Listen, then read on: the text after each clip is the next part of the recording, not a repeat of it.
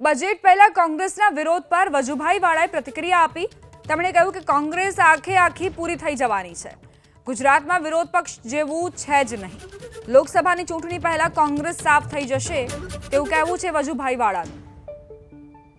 તો કોંગ્રેસે જે વિરોધ કર્યો બજેટને લઈને તેની લઈને જ વજુભાઈ વાળાએ પ્રતિક્રિયા આપી અને સાથે જ કોંગ્રેસ પર પ્રહાર પણ કર્યા કે કોંગ્રેસ આખી પૂરી થઈ જવાની છે અને ગુજરાતમાં વિરોધ પક્ષ જેવું કંઈ છે જ નહીં।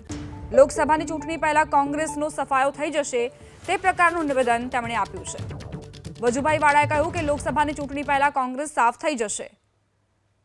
કોંગ્રેસની વિકેટ નહીં, આ 2024ની ચૂંટણીની અંદર કોંગ્રેસની વિકેટ નહીં પણ કોંગ્રેસ આખી પડી જવાની છે।